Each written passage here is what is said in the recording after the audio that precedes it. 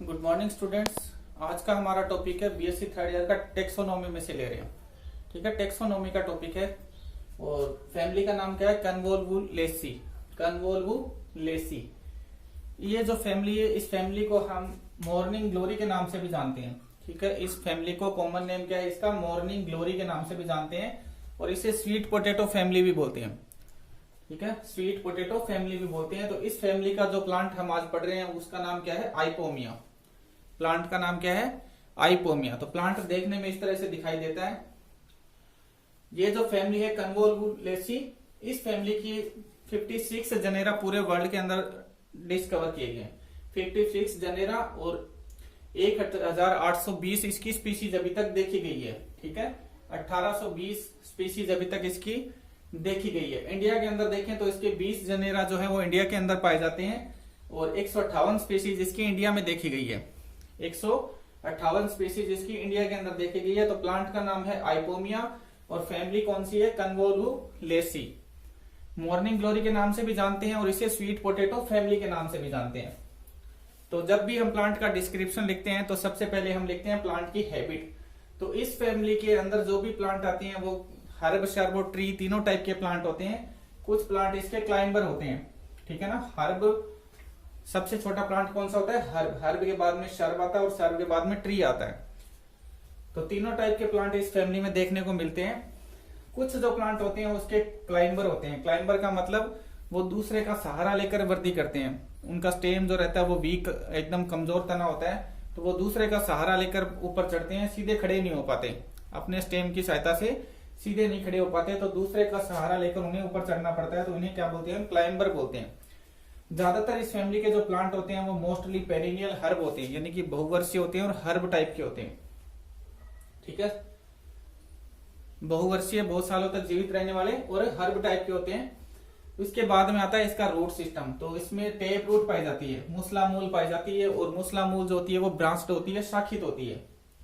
उसके बाद में आता है स्टेम। स्टेम इसका एरियल होता है, ऊपर की तरफ ग्रोथ करने वाला होता है, तो इसे हम क्या बोलते हैं? एरियल या वायवीय बोलते हैं।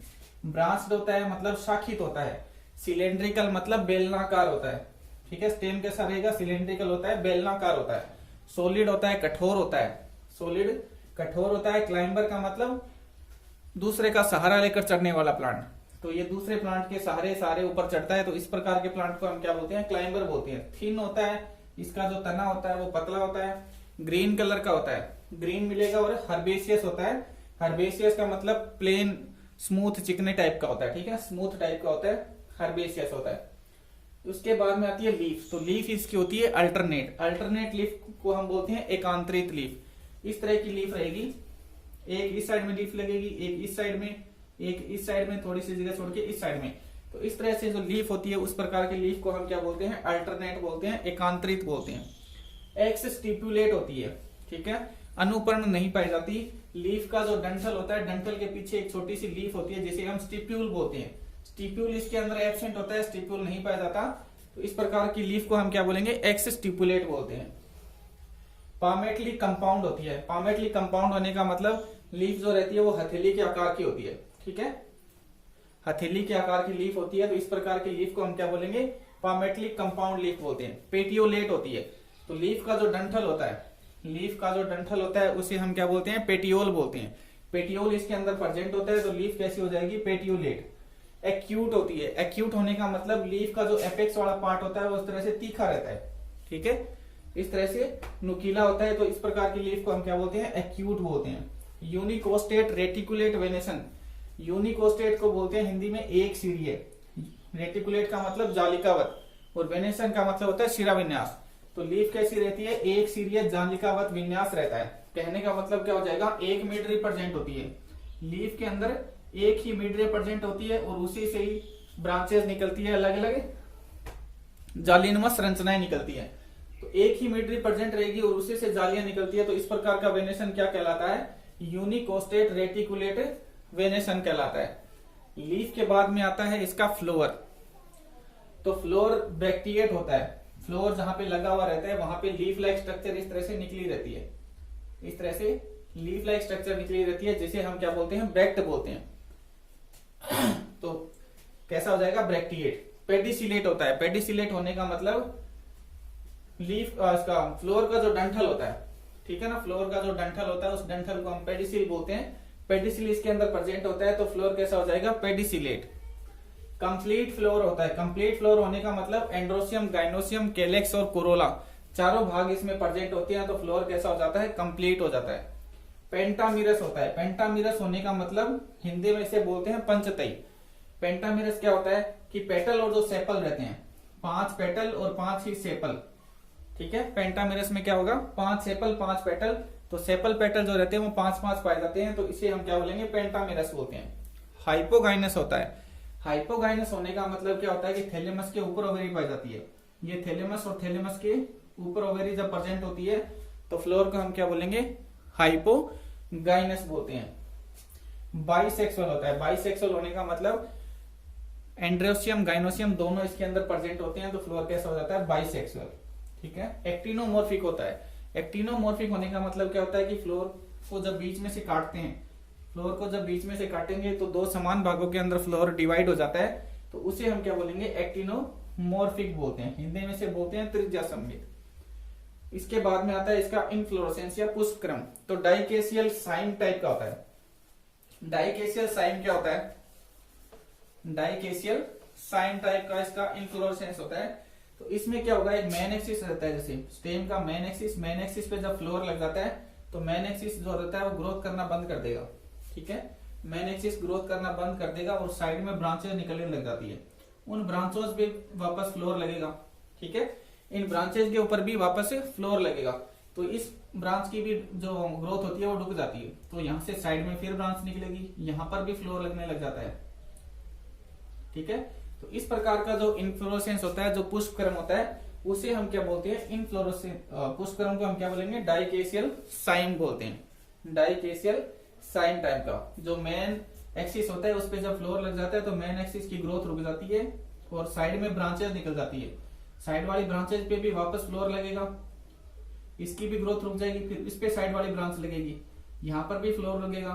तो इस तरह से इसका जो पुष्पक्रम होता है वो चलता रहता है। तो इस प्रकार का पुष्पक्रम क्या कहलाता है, डाइकेसियल साइम कहलाता है। अब इसके बाद में आता है इसमें कैलेक्स, कोरोला, एंड्रोसियम और गाइनोसियम। कैलेक्स, कोरोला, एंड्रोसियम और गाइनोसियम के बारे में, ठीक है। तो सबसे पहले कैलेक्स 5 होते हैं, 5 इसके अंदर कैलेक्स होते हैं, मतलब 5 सेपल होते हैं, ठीक है। कैलेक्स की एक यूनिट को हम क्या बोलते हैं, सेपल बोलते हैं। तो 5 सेपल इसके अंदर प्रेजेंट होते हैं।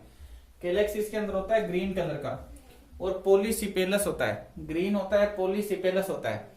पॉलीसिपेलस होने का मतलब क्या होता है कि 5 जो सेपल होते हैं वो अलग अलग रहते हैं, जुड़े हुए नहीं रहते, ठीक है। 5 सेपल जो रहते हैं वो अलग अलग रहेंगे, जुड़े हुए नहीं रहते हैं। इस प्रकार के स्ट्रक्चर को हम क्या बोलेंगे, पॉलीसिपेलस बोलते हैं। कॉन्कोन्सियल एस्टिवेशन मिलता है। कॉन्कोन्सियल एस्टिवेशन का मतलब क्या होता है कि जो कैलेक्स रहते हैं उनमें एक कैलेक्स कंप्लीट बाहर रहेगा, एक कैलेक्स कंप्लीट अंदर रहता है, और बाकी जो रहते हैं वो कैसे रहते हैं, ट्विस्टेड केस, इस तरह से थोड़ा सा बाहर निकला रहेगा, थोड़ा अंदर थोड़ा बाहर। तो एक जो रहता है कंप्लीट अंदर, एक रहता है कंप्लीट बाहर, और बाकी के 3 जो रहते हैं वो कैसे रहेंगे, ट्विस्टेड एस्टिवेशन के अंदर रहते हैं। तो इस प्रकार का एस्टिवेशन क्या कहलाता है, कॉन्कोन्सियल एस्टिवेशन कहलाता है, ठीक है। ये हो गया कैलेक्स। के बाद में आता है कोरोला। तो कोरोला भी कितने होते हैं, 5 होते हैं। कोरोला की एक यूनिट को हम पेटल बोलते हैं, तो 5 इसके अंदर पेटल प्रेजेंट होती है। गेमोपिटेलस होता है। गेमोपिटेलस होने का मतलब ये जो कोरोला है, ठीक है, ये कोरोला जो है वो जुड़े हुए रहते हैं आपस में। कोरोला जो रहते हैं वो आपस में जुड़े हुए रहते हैं, तो उसे हम क्या बोलेंगे, गेमोपिटेलस बोलते हैं। फनल शेप में रहता है, जैसे यहाँ पे दिखाई दे रहा होगा कि ये जो कीप के आकार का होता है, फनल हम किसको बोलते हैं, कीप को बोलते हैं। तो ये कीप आकार होता है, फनल शेप में होता है। इनफंडीबुली फॉर्म या इनफंडीबुली टाइप में भी होता है, मतलब घंटे के आकार का भी हो सकता है, ठीक है, घंटाकार भी होता है। तो फनल शेप भी मिलेगा और घंटाकार में मिलेगा। Velvet aestivation. वेलवेट एस्टिवेशन हम किसको बोलते हैं कि 5 जो पेटल होती है वो इस तरह से रहेगी, ठीक है। तो इनका जो बाहर वाला जो किनारा है वो एक दूसरे को थोड़ा थोड़ा टच करता रहता है। बाहर का जो किनारा है वो थोड़ा थोड़ा टच करता रहेगा। गोलाकार एस्टिवेशन में मिलता है, थोड़ा थोड़ा इनके जो किनारे हैं वो स्पर्श करते हैं, टच करते हैं एक दूसरे को।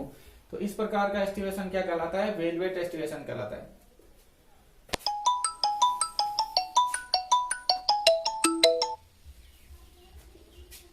तो ये वेलवेट एस्टिवेशन हो गया। उसके बाद में एंड्रोसियम, एंड्रोसियम इसके अंदर 5 होते हैं, 5 एंड्रोसियम प्रेजेंट होते हैं।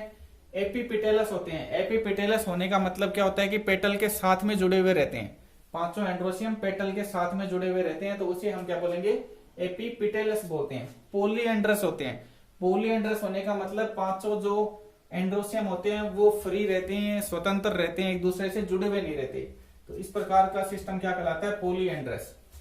अनइक्वल लेंथ ऑफ फिलामेंट, ये जो फिलामेंट होता है 5 एंड्रोसियम के अंदर, इस फिलामेंट की लंबाई अलग अलग रहती है, ठीक है। ये जो फिलामेंट है, इस फिलामेंट की लंबाई 5 एंड्रोसियम के अंदर अलग अलग मिलेगी। बेसी फिक्स्ड होते हैं, बेसी फिक्स्ड का मतलब आधार से जुड़े, इनका जो फिलामेंट रहता है वो यहाँ पे बेस वाले पार्ट से आधार वाले भाग से जुड़ा हुआ रहता है, एंथर के आधार वाले भाग से फिलामेंट जुड़ा हुआ रहता है, तो इसे हम क्या बोलेंगे, बेसी फिक्स्ड बोलते हैं। डाइथिकस होता है, डाइथिकस होने का मतलब ये 2 पालियां इसके अंदर पाई जाती है, ठीक है, 2 लोब इसके अंदर प्रेजेंट होती है, तो इसे हम क्या बोलेंगे, डाइथिकस। इंट्रोज होता है, इंट्रोज होने का मतलब ये फ्लोर के अंदर इस तरह से रहता है, फ्लोर के अंदर इस तरह से मिलेगा, तो बाहर से देखने पे दिखाई नहीं देता है, फ्लोर के अंदर छुपा हुआ रहता है, बाहर से देखने पे दिखाई नहीं देगा, तो इस प्रकार का एंड्रोसियम क्या कहलाता है, इंट्रोज। अल्टरनेपिटेलस, पेटल के साथ में अल्टरनेट क्रम में पाए जाते हैं। जब हम इसका वो डायग्राम बनाएंगे, फ्लोरल डायग्राम, तब हम देखेंगे कि अल्टरनेपिटेलस क्या होता है। पेटल के साथ में ये अल्टरनेट क्रम में मिलते हैं, जैसे एक पेटल फिर एंड्रोसियम, फिर एक पेटल फिर एंड्रोसियम, ठीक है। तो इस प्रकार का सिस्टम क्या कहलाता है, अल्टरनेपिटेलस कहलाता है। Inserted deep in Corolla tube, तो जो कोरोला की ये जो ट्यूब होती है, उस ट्यूब के अंदर पूरा अंदर तक ये धंसे हुए पाए जाते हैं, ठीक है, कोरोला ट्यूब के अंदर पूरा धंसे हुए पाए जाते हैं। ये गाइनोसियम को देखेंगे, तो गाइनोसियम जो है वो बाई कार्पिलरी होता है, 2 कार्पल इस तरह से गाइनोसियम के अंदर प्रेजेंट रहते हैं, तो क्या बोलते हैं हम, बाई कार्पिलरी बोलेंगे उसको। सिन कार्पस होता है, दोनों कार्पल आपस में जुड़े हुए रहते हैं, तो उसे क्या बोलेंगे, सिन कार्पस बोलते हैं। सुपीरियर ओवरी पाई जाती है, थैलेमस के ऊपर ओवरी प्रेजेंट होती है, तो थैलेमस को, इस प्रकार का थैलेमस क्या कहलाता है, हाइपोगाइनस, और ओवरी क्या कहलाती है, सुपीरियर, ठीक है। थैलेमस के ऊपर जब ओवरी प्रेजेंट होती है तो ओवरी कैसी हो जाती है, सुपीरियर ओवरी हो जाती है। बाइलोक्यूलर, 2 लोक्यूल इसके अंदर प्रेजेंट होते हैं, 2 लोक्यूल या 2 लोब पाए जाते हैं। एक्साइल प्लेसेंटेशन, अक्ष वाले भाग से प्लेसेंटा जो है वो जुड़े हुए रहते हैं, तो इस प्रकार का प्लेसेंटेशन क्या कहलाता है, एक्साइल प्लेसेंटेशन कहलाता है। नेक्टर, इसमें डिस्क प्रेजेंट होती है, डिस्क का मतलब नेक्टर ग्रंथि पाई जाती है, मकरंद ग्रंथियां इसके अंदर प्रेजेंट होती है, तो उसे हम क्या बोलते हैं, डिस्क बोलते हैं, ठीक है। मकरंद ग्रंथि पाई जाती है, नेक्टर ग्लैंड इसके अंदर प्रेजेंट होती है। तो ये गाइनोसियम है, गाइनोसियम में जब एक ओवेरी की स्ट्रक्चर देखते हैं तो इस प्रकार से दिखता है, स्टाइल, स्टिग्मा और ओवेरी, ठीक है। स्टिग्मा जो रहता है वो बाइलोब्ड होता है, 2 पालियों के अंदर डिवाइड रहता है। स्टिग्मा के अंदर 2 पालियां इस तरह से बनी हुई रहती है, 2 लोब बनी हुई रहती है। स्टाइल इसका लंबा होता है और सिलेंडर के आकार का होता है, ठीक है। स्टाइल इसका लंबा होता है, सिलेंडर शेप में रहता है। ओवरी थैलेमस के ऊपर पाई जाती है, ये थैलेमस, और डिस्क से कवर रहता है, नेक्टर ग्लैंड पाई जाती है यहाँ पर, ये नेक्टर ग्लैंड है, इसमें मकरंद ग्रंथि जिसको बोलते हैं। तो ये हो गया अपना कैलेक्स, कोरोला, एंड्रोसियम और गाइनोसियम। अब हम देखते हैं इसका फ्लोरल फॉर्मूला और फ्लोरल डायग्राम कैसे होता है, और फ्लोरल फॉर्मूला देखेंगे, फ्लोरल डायग्राम और फ्लोरल फॉर्मूला। तो फ्लोरल डायग्राम में सबसे पहले कैलेक्स लगाते हैं, तो कैलेक्स जो रहता है वो कैसा होता है, कॉन्कोन्शियल, जिसका मतलब क्या होता है, कैलेक्स का एस्टिवेशन कैसे मिलेगा, कॉन्कोन्शियल, एक कंप्लीट अंदर मिलता है, एक कंप्लीट बाहर, और 3 जो रहते हैं वो ट्विस्टेड होते हैं। तो यहाँ पे ये कंप्लीट बाहर है, ये वाला कंप्लीट बाहर है, ये वाला, ये क्या है, कंप्लीट अंदर है, एक कंप्लीट बाहर है, एक कंप्लीट अंदर है। उसके बाद में एक थोड़ा बाहर निकला हुआ है, थोड़ा अंदर दबा हुआ है, ये भी थोड़ा बाहर निकला हुआ है, थोड़ा अंदर दबा हुआ है, ये थोड़ा बाहर है, ये थोड़ा अंदर है। तो एक कंप्लीट बाहर होता है, एक कंप्लीट अंदर होता है, और बाकी 3 जो रहते हैं वो ट्विस्टेड होते हैं। तो इस प्रकार का एस्टिवेशन क्या कहलाता है, कॉन्कोन्शियल। उसके बाद में आता है कोरोला, तो कोरोला का एस्टिवेशन कैसे मिलेगा, वेलवेट एस्टिवेशन, ठीक है। तो यहाँ पे कोरोला हमने बनाई है, इनका जो किनारा है वो एक दूसरे को टच करता रहता है, और ये वेलवेट एस्टिवेशन के अंदर रहते हैं। उसके बाद में आते हैं एंड्रोसियम और गाइनोसियम, तो गाइनोसियम बाइकार्पिलरी और सिन कार्पस होता है। तो हमने पूरा एंड्रोसियम जो है वो अंदर ड्रॉ कर दिया है, गाइनोसियम सेंटर में क्या है, गाइनोसियम, और एंड्रोसियम यहाँ पे हमने लगाए हैं। तो एंड्रोसियम क्या थे, एपीपिटेलस होते हैं, पेटल के साथ में जुड़े हुए रहते हैं। तो यहाँ पे ये पेटल और पेटल के साथ में एंड्रोसियम जुड़े हुए हैं, ठीक है। हमने एक और नाम वहां पे लिया था कि जो एंड्रोसियम होते हैं वो कैसे होते हैं, अल्टरनीपिटेलस होते हैं। अल्टरनीपिटेलस का मतलब अल्टरनेट विद पिटल, ठीक है, पेटल के साथ में एकांतरित क्रम में। तो यहाँ पे एक एंड्रोसियम फिर पेटल, फिर एक एंड्रोसियम फिर एक पेटल, फिर एंड्रोसियम फिर पेटल, तो इस तरह से एकांतरित क्रम में मिलते हैं, अल्टरनेट क्रम में मिलेंगे। पेटल के साथ में जुड़े हुए रहते हैं, एपिपिटेलस होते हैं, तो पेटल के साथ में इनको जुड़ा हुआ है। ये बीच में गाइनोसियम है, बाइकार्पिलरी और सिनकार्पस होता है, ठीक है। तो ये तो हो गया इसका फ्लोरल डायग्राम, ये ब्रैक्ट प्रेजेंट रहता है, ये मेन एक्सिस होता है। अब इसका फ्लोरल फॉर्मूला जब देखेंगे तो ब्रैक्ट इसके अंदर प्रेजेंट होता है तो Br लिख देते हैं। एक्टिनोमॉर्फिक होता है, फ्लोर को बीच में से काटेंगे तो दो समान भाग प्राप्त होते हैं, जिसे हम क्या बोलते हैं, एक्टिनोमॉर्फिक बोलते हैं। बाइसेक्सुअल होता है, एंड्रोसियम गाइनोसियम दोनों प्रेजेंट होते हैं तो बाइसेक्सुअल होता है।